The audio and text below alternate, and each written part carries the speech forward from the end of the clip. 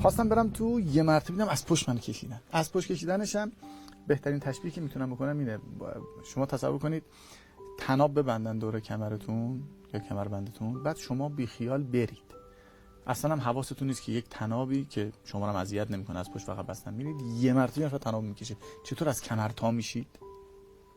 احساس بدی هم نداشتین از این اتفاق؟ نه، ولی یه مرتبه کشیده شدم و دیدم تخت بیمارستان. شوک. اومدم صدای پرستار رو شنیدم. پرستار که بودن برگشت. چشاتون وا شد؟ آره چشام باز شد، دیدم که بالا سرم هستن و صدای پرستار که گفتن برگشت. منصفانه بگم خیلی خوشم نیومد. می‌خواستم برگردم اونجا. ناراحت بودی؟ نه ناراحت نبودم، انگار که چیزی از دست من خاکی دیگه، حالا برای چی من برگردم. خیلی خوشم نیومد و برگشتم. منتها برگشت دو مرتبه من برگشتم نه توی غار، توی همون صحرا، توی همون دشته که سبز بود. یعنی این برگشتن شما به اینجا که اومده توی بیمارستان شاید 1-2 ثانیه شد؟ آره خیلی کم. یعنی فقط همین که چشم باز کردم گفتن برگشت و من خوشم نیومد. دو مرتبه کلمه رفتم. برگشتم شنیدی؟ آره، و رفتی؟ دو مرتبه من برگشتم اونجا، برگشتم تو همون دشت. اینجا یه اتفاق خیلی کلیدی رخ داد که خیلی تمایل دارم این رو بگم و تأکید کنم روش، چون تا اینجایی که من گفتم و حالا یه بخش دیگه هم که ادامه خواهم داد، ممکنه در ذهن خیلیا پیش بیاد که اینها با توجه به سابقه کاری تو، فعالیت تو، مثلا کوهنورد هستی و چیزهای دیگه، همه اینها بازخوانی هایی باشه که تو ذهن انسان صورت میگیره و کاملا هم درسته اگر کسی اینجوری فکر بکنه. به هر حال ما تأثیرات اون چیزی که آموختیم و باش تجربه کردیم در ذهن ما متبادر میشه. شما هیچ وقت تو خواب پدر بزرگ منو خواب نمیبینید، اگه ببینید پدر بزرگ خودتون رو خواب میبینید و من هم همینطور. چرا؟ چون من با فضای پدر و پدر بزرگم و خانواده‌ام آشنام. شما هم همینطور. مگر استثناء اتفاق بیفته که یک نفر رو من ببینم که این شخص مثلا در حوزه شناخت شما باشه و من نشناسمش و بعد من نشانه هایی بدم که شما تایید کنید، اون وقتی که من میگم یک اتفاق دیگه ای داره رخ میده. ضمن یه سوالم اینجا واسه من پیش اومد. اون افرادی که دور اون فواره نور دیدین، توی فواره نور بودن، درون فواره نور دیدین، فقط اقوام و بستگان بودن یا افراد ناآشنایی یا افرادی بودن که به هیچ وجه ندیدید، ضمناً اقوام هم نیستن اما میشناختید اونجا؟ بله. یعنی افرادی که توی بیداری غریبه هستن اونجا آشنا شده بودن؟ آره اونجا عرض کردم از دوستان، از کسانی، میگم کسانی بودن که من الان واقعا اسم نمیتونم بیارم، یعنی اصلا نمیدونم که اصلا این آدم تو چه دوره تاریخی زندگی میکرد و از دنیا رفته. نسبت خونی، سببی، نسبی، دوستی هم با شما نداشته؟ ولی اونجا با هم بودیم، یعنی اصلا انگار که آشناس، یعنی بهترین تعبیرش آشنا بودیم. با چه هیئتی بودن؟ لباس داشتن، از نور بودن، حاله بودن؟ مثل حال ما نه، خیلی تفکیک رنگی اینجوری نبود، ولی یک هیبتی داشتن. خیلی تعریف خوبی نیست اگه بگم شبیه اشباح باشن، اشباح نبودن واقعا، معنا بودن بیشتر تا تصویر. آره ولی نه آخه به تعبیر تصویر هم داشتن، قیافه هم داشتن، ولی میگم خیلی جزئیات نبود، چون من از پشت فقط اینا هیبتشون رو میدم، یعنی قد و قوارا همه اینها بود سر جاش، ولی دیتیل جزئیات نبود که مثلا بگم که چشش این رنگی بود، ابروش اونجوری بود، اینا رو نه، موداش اینا رو نه، ولی هیبتش رو کامل دیدم. بله.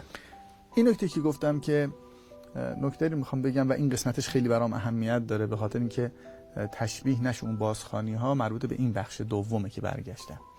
تو بخش دومی که برگشتم توی اون صحرا و اون دشت، صحرا که نمیگم دشت، برگشتم دیدم که یه اسبی هست. این اسب فوق‌العاده زیبا بود. بعد 2 بال داشت. شما تصور کنید بالاشو می آورد بالا میبست، بعد تک تک پراشو میشد بشماری. عین کارهای مینیاتوریای آقای فرشچیان. بعد یال داشت، گردن داشت، پیچ بود، بعد خیلی پرهیبت، سفید. چرا گفتید مثل کار آقای فرشچیان؟ قبلا هم به این فکر کرده بودین؟ نه بعدن این تو ذهنم افتاد. خیلی چیز نداشتن. یعنی انقدر دقیق نبودن به این داستان. الان مثالی که میخوام بزنم میگم مثل کارهای فرشین یا هر مینیاتوری.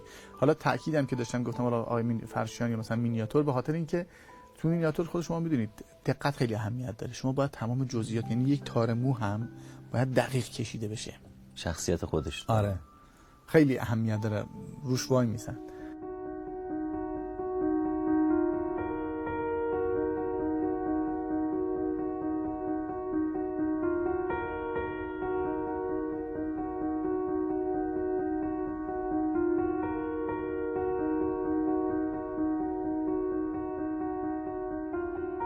این اسبه همه چیش با جزئیاتش برای من قابل لمس و قابل درک بود. آره مثلا این یالی که دارم میگم، شما تصور مثلا یالی که داره خب یه تعداد یال دیگه، من دسته از یال، موهایی که هست، رشته هایی که هست، نه تک تکش رو میشد گفت این هر کدومو بیادش. میگم به همون جزئیات خیلی چیز قشنگه. بعد من اومدم دست میکشیدم روی این در واقع گردن اسب و خیلی خوب بود. بعد اینم همچین سرش رو اینطوری میکرد، یعنی همچین نوازشم میکرد، خیلی حس خوبی داشت. اومدم دست من انداختم دور یال، اینجوری اومدم از اینجا بکشم بپرم روی این اسب سوار شم. احساس میکردی که میشه اجازه میده؟ آره همه چیش مقدور بود. اصلا اسب اومده بود واسه همین شدنی بود. آره میگم برای همین اصلا اومده بود. اومده بود سواری به دست. آره اصلا برای همین بود. یعنی وقتی من بودم انگار که مثلا این اسب مال منه، داشتمش که مال من اصلا یه میگم خیلی برای شما بود اصلا. آره. اینطوری تا دستمو انداختم دور یال که بپرم روی اسب بشینم، یه مرتبه یه صدایی اومد. صدایی که میگم مثلا مثل این که یکی گفته باشه هی. این هی گفتن این صدا یه مرتبه این اسب سرش آورد، این یالاش تو دست من در اومد و رفت و سر کشید و رفت. 2 مرتبه برگشتم. 2 مرتبه برگشتم بیمارستان. دوباره برگشتن تو بیمارستان و تمام شد. نکته‌ای که گفتم تو قسمت دوم اهمیت داشت این بود. خب من این تجربه رو داشتم و همه این حرفا. بعدش از بیمارستان مرخص شدم، یعنی حالم خوب شد و مرخص شدیم و گذشت. من اون موقع خدا رحمت کنه واسه شما، پدرم خدا رحمتش بکنه، با برادرم اینا اومده بودن. مادرم تبریز بود، نتونسته بود برسونه و البته اینو هم نگفته بودن بهش. یعنی پدرم اینا از همدان اومده بودن، من تهران بودم، مادرم تبریز بود، بهش نگفته بودن که اوضاع انقدر بحرانیه. در جریان اینجوری نبود، بی خبر بود. فقط گفته بودن که علی حالش چیز نیست و در همین اندازه و که مثلا اوکی ما داریم میریم و حالش خوبه. یعنی خیلی در جزئیات این داستان نبود و نتونسته بود بیاد تهران، تبریز بود که حالا مثلا بعدش باشه بیاد. مادرم گفته بعدش که بعد از مدت که مثلا ما کنار هم بودیم گفت اون شب اون روز من خواب دیدم. کیو؟ پدرش رو، یعنی پدر بزرگی من. ما به پدر مادر میگفتیم آقا. مادر پدر خودشون رو خواب دیده بودن. یعنی آقا رو خواب، پدر خودش. میگفت من آقا رو خواب دیدم، به من گفتش که نگران علیرضا نباش. من نذاشتم سوار اسب بشه، اسب رو هی کردم. این اون کلید واژه‌ای است که یا اون نقطه‌ای است که یه خورده این داستان رو از توهم و خیال و این حرفا متمایز میکنه. مادر اطلاع نداشتن از این تجربه شما و اینو به شما گفتن؟ پیش از این که تجربه رو گفته باشید ایشون اینو اصلا اینو نگفته بود. اصلا این صحبت رو من تا مدت‌ها نگفته بودم اولش. به هیچ کس دیگه هم نگفته بودی؟ بعد از اینکه این مسئله مطرح شد دیگه یواش شروع کردم میگفتم. و اون نقطه تمایز همین اتفاقی بود که مادر من میگه من آقا رو خواب دیدم، به من گفتش که نگران علیرضا نباش، من نذاشتم سوار اسب بشه و اسب رو هی کردم. این هی کردن اسب که او که نمیدونست که در تبریز و من که اینجا این تجربه رو داشت.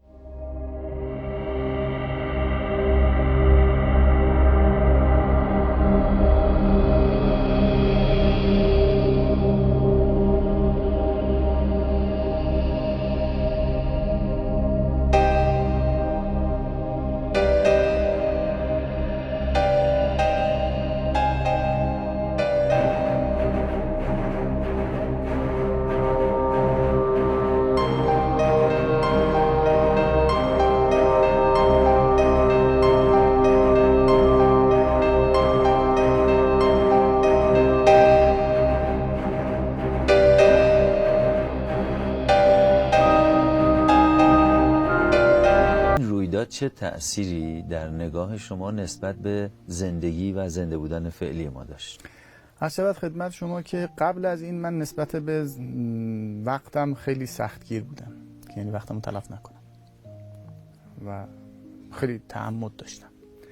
این نگاه، این اتفاق که افتاد، حرص من رو یا مثلا فرصت طلبی من نسبت به زمان بیشتر کرد، اما نه، در روندش منصفانه میگم خیلی تغییر اونجوری نبود، چون سبک زندگیم همین بود که وقت رو از دست ندیم. چرا؟ چون به اعتقاد من زندگی بزرگترین موهبت خداونده که به ما داده شده. این لحظاتی که داریم نمیبایست بذاریم ثانیه‌اش هم تلف شه.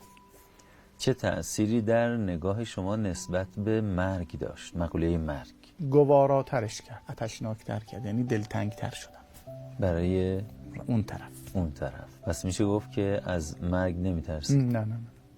مرگ اگر مرد است گو نزد من آی، تا در آغوشش بگیرم تنگ تنگ. من ز او جانی ستانم جاودان، او ز من دلقی ستاند رنگ رنگ. به به. اگر کسی باشه که خودش رو آزار میده، دیگران، مردم رو آزار میده، مخلوقات رو، آفریده ها رو، هستی رو، با خودش، خدای خودش و مخلوقات خوب نیست، به گمان شما او هم از مرگ نباید بترسه با توجه به تجربه‌ای که داشتیم؟ نه، اینطوری نمیگم. به خاطر اینکه من فکر میکنم ما اونطوری که زندگی میکنیم اونطور هم میمیریم و اونطور هم بعد از مرگ خواهیم بود. اگر زندگی که در این دنیا داریم با این شرایطی که شما تعریف کردید برای یک نفر که در اذیت و آزار باشه، چون اذیت و آزار لزوما به طرف مقابل نیست، ما خودمون بیشتر خسارت میبینیم. میگن آدمی که خائن ترسانه، آدم دروغگو ترسانه، اضطراب داره. یکی از واژه‌هایی که در قرآن خیلی روش سرمایه گذاری شده درباره اولیاء خدا، لا خوف علیهم ولا هم یحزنون، اینها نه ترسی دارن نه حزن. ترس به معنای اتفاق آینده که چه اتفاقی میفته نخواهند داشت و اندوه هم اندوه گذشته رو ندارن. خب اگر کسی در این زندگی خودش داره طوری رفتار میکنه که به خاطر کارهاش در اضطراب و ترس و اندوه هست، همین هم ادامه داره. ریشه ترس رو در دروغ و خیانت میدونید؟ آره اینها رو به شدت، یعنی در مقام کلیشه این حرفا رو نمیزنم، در مقام تجربه که هر کس میتونه این رو واقعا تجربه کنه. شما وقتی که یک دروغی رو میگید دائم در اضطراب این هستی که نکنه فاش بشه. این اضطراب خوب نیست، در حالی که میگن النجات فی الصدق، راستگو باشید. اگر شما بد برای کسی بخواید دائم در حس بدی هستی که این اتفاق برای او رقم بخوره، آدم حالش خوب نیست. ولی وقتی خوبی میخواید اصلا آدم یه بهجت درونی داره، یک شعف درونی داره. حالا اگه شعف داشته باشید شعف، اگر اضطراب داشته باشید اضطراب. تجربه شیرین تر از این داشتین؟ لمس یا درک شیرین تر از پدیده ها؟ نه، این خیلی خاص بود. یکی از آرزوهای من اینه و امیدوارم سنم به اینجا برسه که بتونم یه مرتبه فارغ از، یعنی بالاتر از کره زمین، مثلا از یک کره مریخ جایی مثلا جهان رو ببینم. این خیلی خوب، چون اهل نجوم مثلا میرم ستاره و رصد و عکاسی آسمان و بخش از حوزه فعالیت من تو حوزه نجومه. خیلی دوست دارم این فضا رو. این یه خورده بالاتر از اونم قرار میگیره، یعنی تجربه، چون شما وارد یه عالمی میشی که دم دست همه نیست، یک تجربه شخصی منحصر به فرد داری. خیلی، یعنی حتی از این که برید از مریخ به کل کره زمین و فضا نگاه کنید هم لذیذتره. آره خیلی لذیذه. فضاهای مختلف طبیعت رو زیاد تجربه کردم، از غواصی زیر آب گرفته تا اینکه با شما با توی هوا پرواز کنید. آره، با پاراگلایدر رو اینا بخوای برید، اینا تجربهشو داشتن. تو جنگل بخوابید، نمیدونم تو کوه بخوابید و همه این حرف اینا رو تجربه کردن. همه اینا خوبیای خودشو داره، ولی همه اینها بخوام یه نسبتی تعریف بکنم شاید مثلا بگم 1 به 10. اون طرف یه چیزای دیگه ای هست.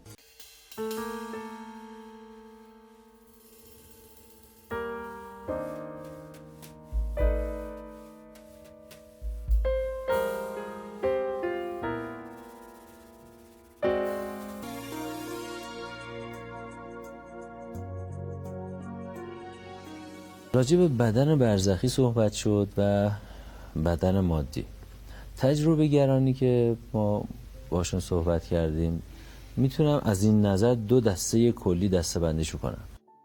بعضی از اینها میگن که من از بدنم که خارج شدم، مثلا تو بیمارستان بودم، از بدن که خارج شدم دستمو دراز کردم به یک درخت دست بزنم یا به دکتر دست بزنم و دیدم که دست من شیشه‌ای مانند یا شفافه و وقتی این دست رو فرض بفرمایید تجربه گر میگه به درخت وصل کردم، دیدم که گویی جزئی از درخت شد، حالا ناشی از شفافیت یا از هر علت دیگه‌ای، گویی جزء درخت بود. فاصله که میدادم احساس میکردم هست مثل شیشه‌ای بسیار کم رنگ.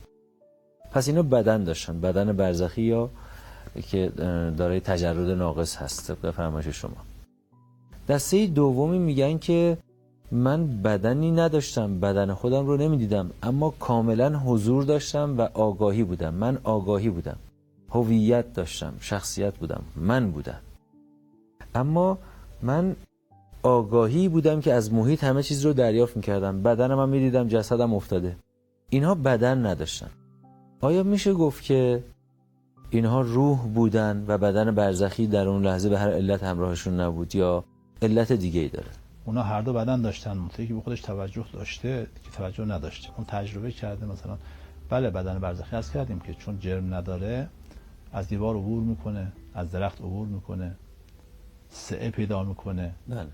اینا از خواص، حتی میگه با کل هستی انگار یکی شده، عجین شده. اینا درسته. این خواص اون بدن برزخیه. منتها یکی بهش به خودش توجه کرده که توجه نکرده. که بگیم یک دسته فقط روح بودن، نه. روح در برزخ هم با بدن زندگی خواهد کرد و از اون بدن برزخی جدا نمیشه. پس این که بگیم بعضی ها بدن برزخی داشتن بعضی ها نداشتن درست نیست. ببینید روح انسان نیاز به ابزار داره. الان اگه بخواد جایی رو ببینه حتما باید این چشم، این حاسه مادی باشه، از طریق این میتونه ببینه، درک کنه، دیدار اتفاق بیفته. بلکه کسانی که مثلا چشم ندارن درکی هم از رنگ ندارن. چرا؟ چون ابزاری که با اون ابزار باید رنگ ها رو تشخیص میداد رو این نفس نداره. نفس دارن، روح دارن، انسان هم زنده هستن، ولی درکی از رنگ ها ندارن. چون ابزاری که باید با اون ابزار رنگ ها رو تشخیص میداد، ادراک میکرد، اونو نداره. بله بدن استقلال نداره، یعنی حقیقت انسان و اصالت انسان به نفس و به روحشه. این بدن مثل لباس میمونه، مثل عینک میمونه. کسی نیاز به عینک داره، بدون عینک نمیتونه کتاب بخونه. اما عینک نمیخونه، خودش میخونه. بله. اون عینک ابزاری است که با اون ابزار قادر میشه که کتاب رو بخونه. تشبیه خیلی خوبیه. بله. روح انسان، حقیقت انسان همون روحشه. این بدن ها، حالا چه بدن برزخی چه بدن ناسوتی، اینا ابزار کارشن، لباسشن، عینکشن که باید از پشت اینها ادراکاشو داشته باشه. بنابراین کسانی هم که در برزخن، همون که میگه من میدیدم و با چشم انسان میبینه، منتها اون چشم برزخی است که میگه من صداها رو میشنیدم، گوش میخواد دیگه. یعنی نفس انسان با ابزاری به نام گوش صدا رو میشنوه.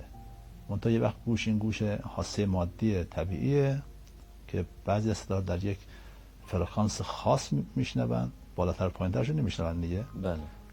چشم انسان در یک طیف نوری خاص، اون قدیم که فیزیک کنیم میگفتیم قنز ثانب، از قرمز از کنم به پایین رو نمیبینه، از بنفش به بالا رو هم نمیبینه. بله. فقط میتونه نورهایی که بین این دو تا نور باشه. مادون قرمز رو نمیتونه ببینه، ماورا بنفش هم نمیبینه. این چشم حاسه مادی اینجوریست. اون چشم برزخی نه، قدرتش هزاران بار از این چشم بیشتره. ولی به هر حال اگر روح بناس ببیند، با اون چشم برزخی میبیند در عالم برزخ. بله. که میگه من دیدم که عالم چنین است. من با چی دیدید؟ نفس انسان با چشم که نداشتی، با چی دیدی؟ بله. اون دیدن در واقع همون دیدن برزخی است و با چشم برزخی دیده. پس این که بگیم بعضی ها بدن برزخی داشتن بعضی ها نداشتن درست نیست.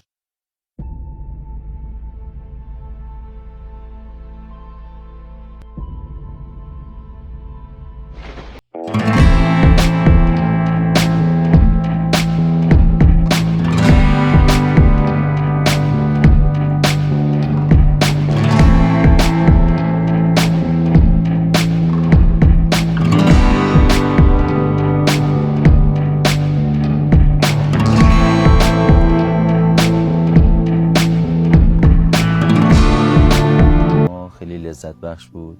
من خیلی عمیق شنیدم و همه تلاشم این بود که لحظه ای اون لحظات رو از دست ندم، همراه شما بیام.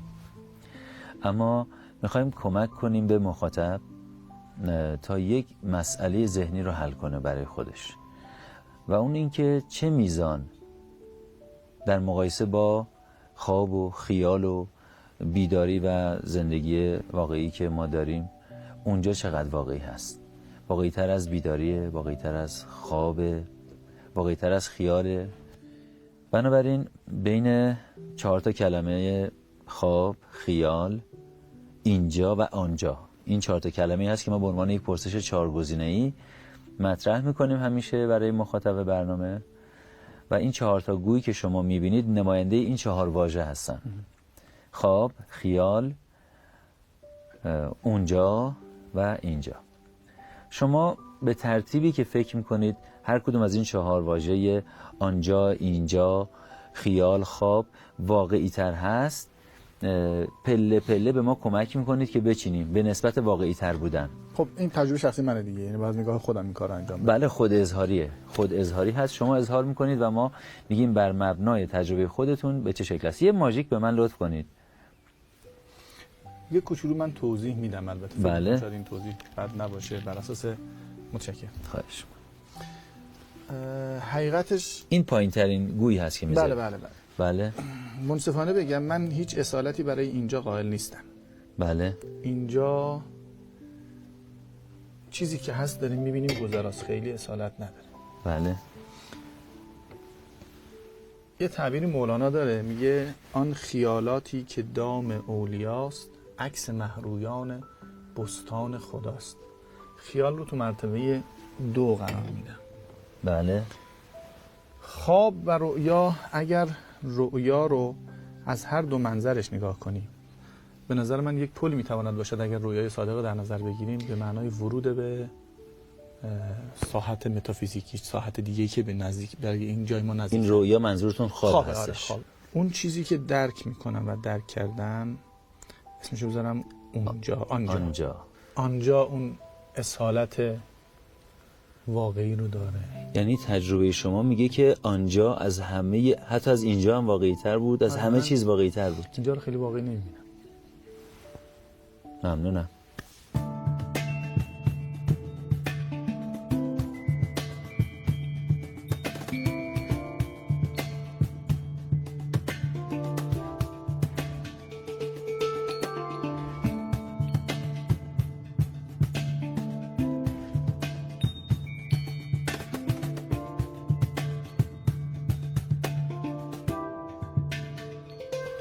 خب برای من خیلی جالبه که شما اینجا رو پایین تر از همه قرار دادین. ما این تجربه رو من نداشتم.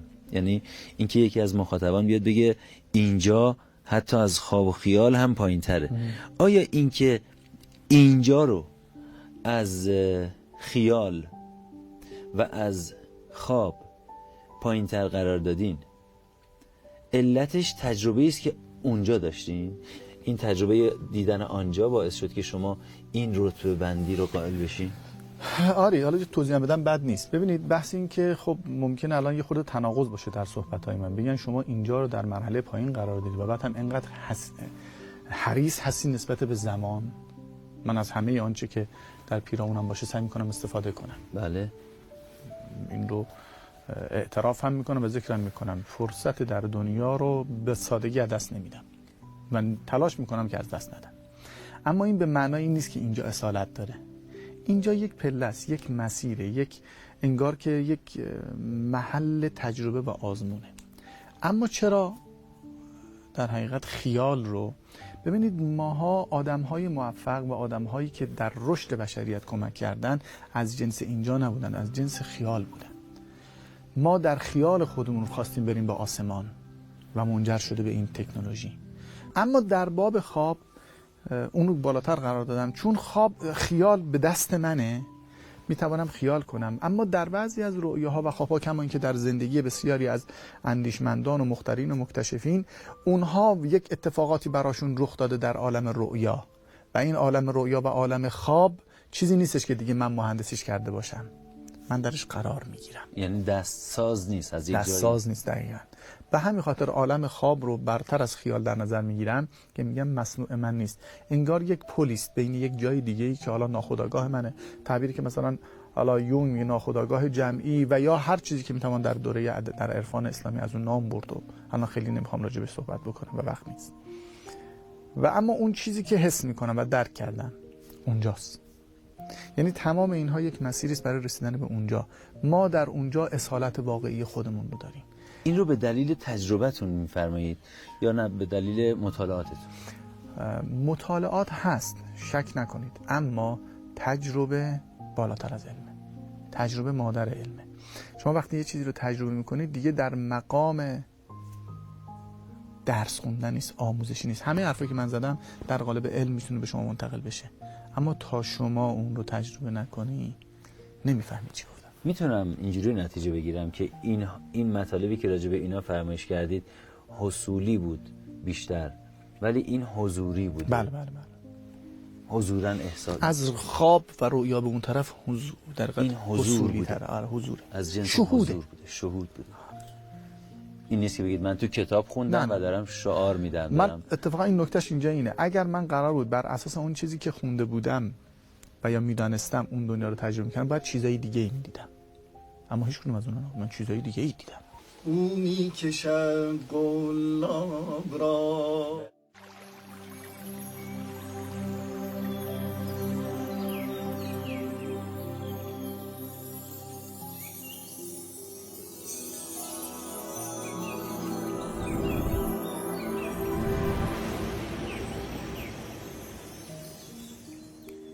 شب وصل است و طی شد نامه هجر، سلام فیه حتی مطلع الفجر.